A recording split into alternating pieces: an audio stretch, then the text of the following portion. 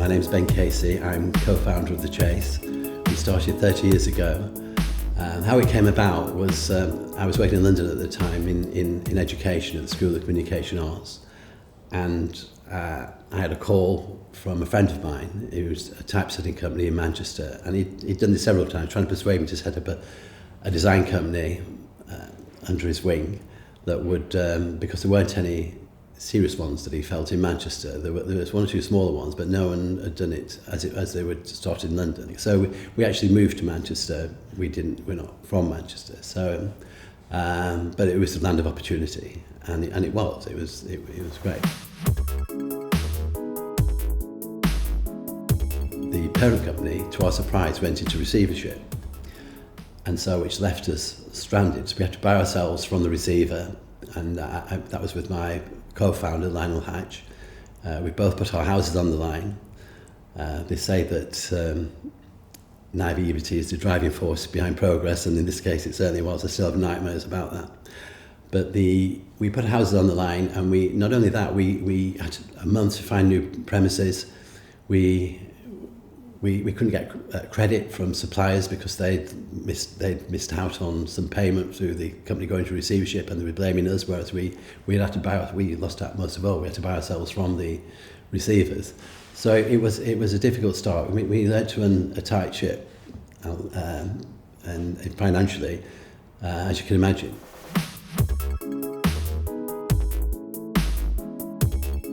At that time, we were probably about 6 to 8 people, and we moved into central Manchester, and in doing so lost our biggest client, which didn't help because he was travelling in from Chester and didn't like the journey into central Manchester as opposed to Altrincham where we started. And so it wasn't the smoothest starts, as you can imagine, but it taught us about business very quickly. We didn't have any reserves to work on. We had to pay up front for everything. And so it taught us that and what advice I would give to anyone starting up a studio, that you need more money coming in than going out. And it sounds very obvious, but it's something that you can lose track of when you're involved in creative work. And invoice quickly, get some money coming in to help you cash flow.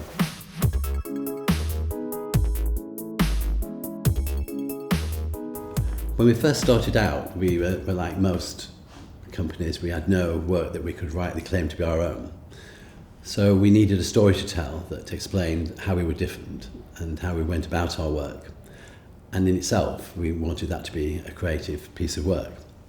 And I was toying with this idea, driving home one evening with the local radio station on, and I heard someone talking about the trip to India, and they were describing how some of the people on the streets who sell wooden elephants to tourists, and they just carved them out themselves out of little blocks of wood. And when one of them was asked how he did it, he said, "I just cut away the wood that doesn't like an elephant," which seemed an amazingly sort of disarming answer, which seems to sum up how our approach to the design process at that time.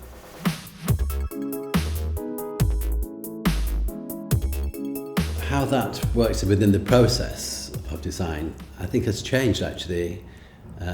We first started with a sort of linear process. We'd start with analysing the client, the competition, and doing a lot of research. Then we would move on to strategy, and we would put together sort of brand architecture and form a brief, and get that sign off, and then that would be followed by the creative process. But about 10 years ago, I was on a panel at the Design Council, and I met George Cox, who at that time was writing a review for government about creativity and the importance of it.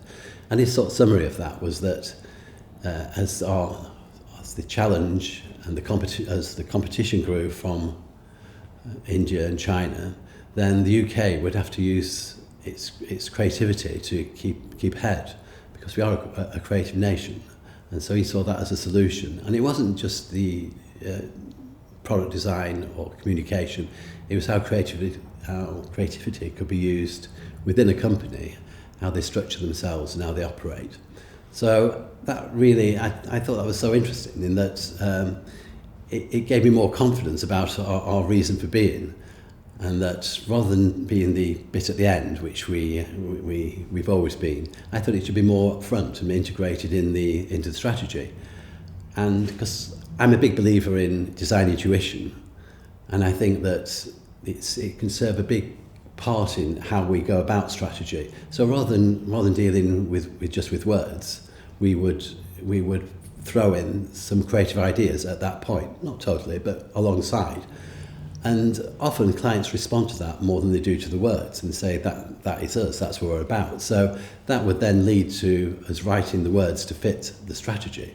And a lot of people might see that as sort of post-rationalisation and cheating, but I don't see that at all, because creativity and brands are all to do with emotion. So it seems in some ways more logical to go about it that way.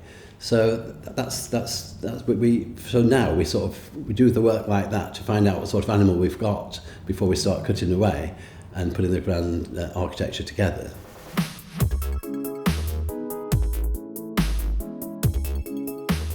I guess now we've got about 30 to 35 employees. They mainly designers.